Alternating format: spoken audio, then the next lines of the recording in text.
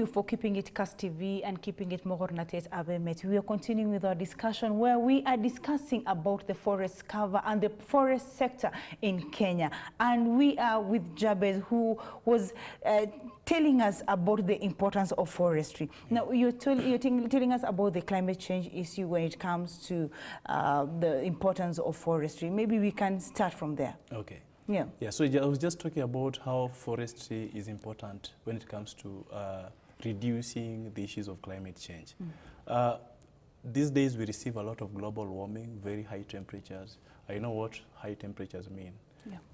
The sea levels goes down, you know, the waters in our rivers are going down because of the issues of climate change. And that's why if you look at in Africa in general, you know, we are not great emitters to greenhouse gases. And so most of the initiatives that we do as a country or even as a continent are not really mitigation measures, but they are more of adaptation measures, working with the communities to make sure that they are able to become resilient to some of the climate change impacts. Because there's something that is real. Initially, it used to be like a dream, but now we have started experiencing this firsthand. Yeah. So like I was saying, one tree can absorb up to 4 kilograms of carbon. And that is very key when it comes to reducing climate change. The other thing that I want to say is you can never do conservation if you don't bring the issue of livelihood, or let me talk of socioeconomic benefits to the communities. Actually, that is the center. My principle when it comes to conservation is improve the well-being of the communities first, then conservation will just be a ripple effect. You don't have to start with the conservation bit, because then the communities will they will not be able to understand what you're talking about. So if you tell them, okay, you need to do this and this and this, and of course that will be improving their livelihood. But then, you know, in long term, I am contributing to conservation. For example, if you go to communities today, and then you tell them, don't cut down the trees, most of them will not receive it well, even if you have explained to them that the trees are important.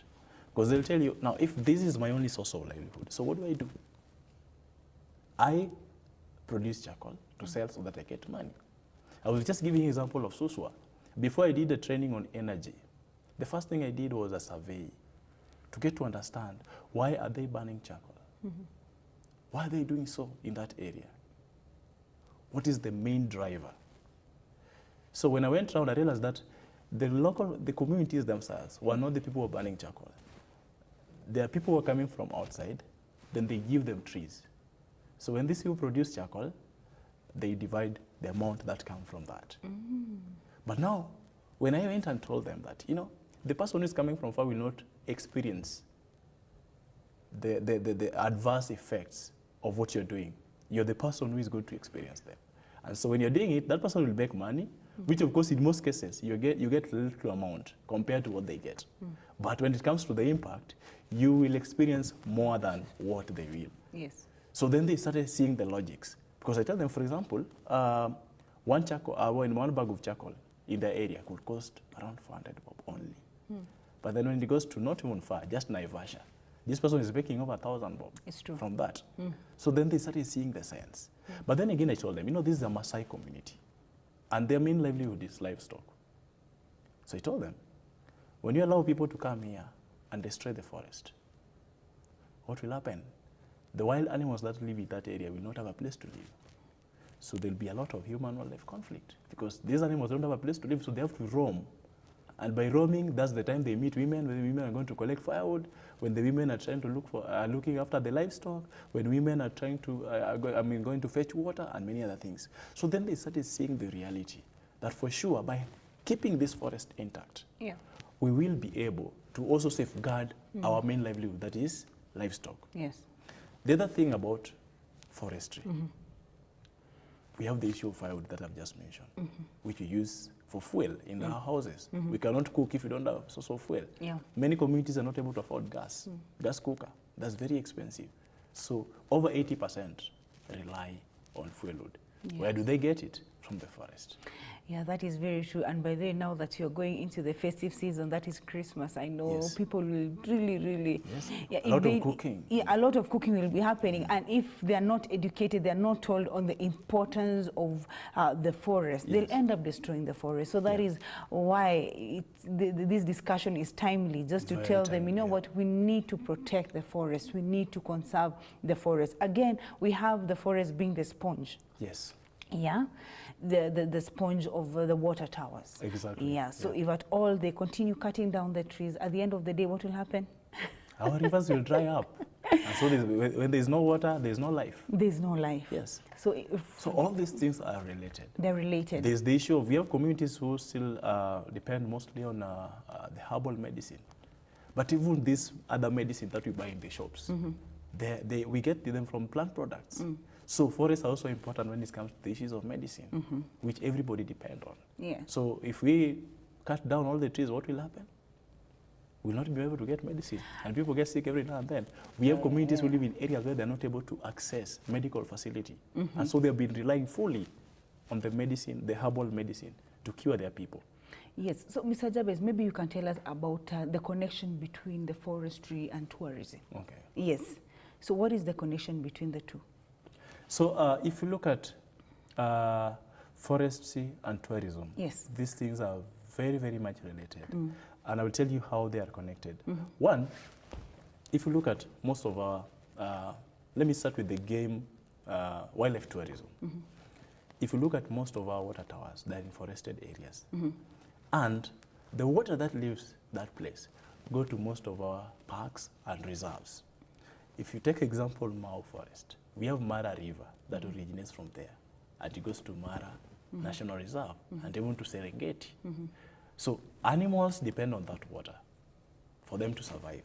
So it means if we destroy forest and there's no water flowing down, the animals will have to migrate. Yeah. And so which visitor will be coming there to view just an open place where there are only people, there are no animals?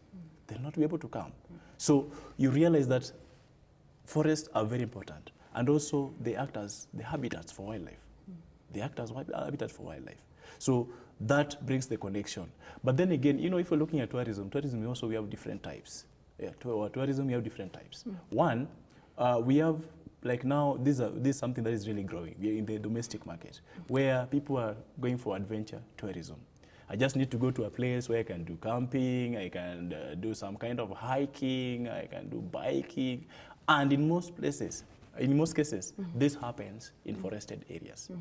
A serene environment that is untouched. Somewhere away from the towns. Somewhere that is very peaceful. Somewhere, I mean, the wilderness. So all that is in forest. Yes. So there's really, a big connection between tourism and forestry. So if at all we destroy our forests, it's very important for viewers to know, if you destroy our forests, even tourism is being affected, not only your livelihoods, even the source of income To the country. Yes. Now, as East Africa Wildlife Society, Yeah. what are you doing to see to it that we restore these forests? Yeah. Yeah, what is your main role? Yeah, so first of all, I had actually alluded to this earlier. One, as East African Wildlife Society, our core mandate is on advocacy on environmental issues. I can tell you, during this time, we have a lot of development projects that are being proposed either by the national government, the county government, or even private sector. And in most cases, they're targeting our critical ecosystem. So the first thing that we do as East Africa Wildlife Society is to make sure that we're able to engage the government and even these private investors to be able to understand the implications of having such projects in those areas. We are subscribers to economic growth. We don't really refute. We need to have that economic growth. But during this time, you're talking about sustainable development. And when you're talking about sustainable development, you cannot look at it in isolation. Where you're not talking about economic development. And you separate it from the social bit that you're talking about people and the environmental aspect. So this is the picture that we try to create to them. That let us not only focus on the economic growth. Economic growth cannot be sustained if we don't look at the social aspect and the environmental aspect. So we do advocate. But also we contribute immensely when it comes to formulating some of the policies and laws that we have, and monitoring the enforcement. Are we really enforcing the laws that are there? Because when you're engaging the government, we don't tell them what we think. We must be guided by the principles that exist. We must be guided by the legal frameworks that we have. So when you're engaging them, you tell them, this is what our law says. Then we manage it. The second thing that we do host a forum called Kenya Forest Working Group, where we bring various stakeholders together who are in forestry sector, so that we are able to chat and build consensus on certain issues regarding forestry. The other thing that we do have an annual event called Forest Challenge. Forest Challenge, we have various challenges that various teams will be going through. And through this, we are just trying to give them opportunity to have fun.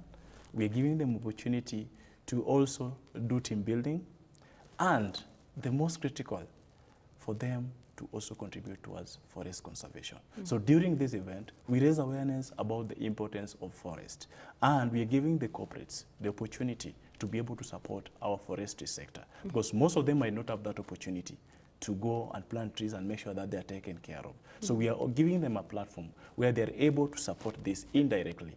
And by the end of the day, what we do is we do impact mapping.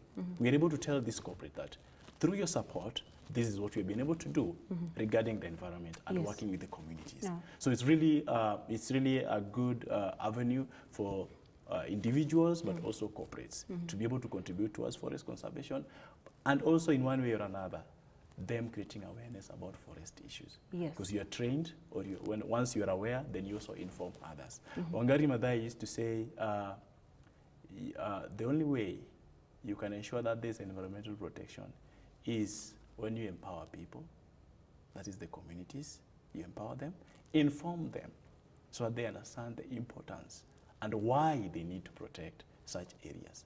So basically, the first thing you do is informing. That is one way of empowerment. And then now you get to the real stuff where you're engaging them in activities where they're able to really see for themselves that forests are important and they can take action to also contribute towards forest conservation. So it's really, really an important exercise. We do it annually, and we do it towards the end of the year when everybody's in a relaxed mood. And what you've been seeing around, every corporate now is looking for who to partner with to plant trees. And we are telling them, it's not the issue of just planting trees. It's the issue of growing these trees. Plant, then nurture the tree to maturity.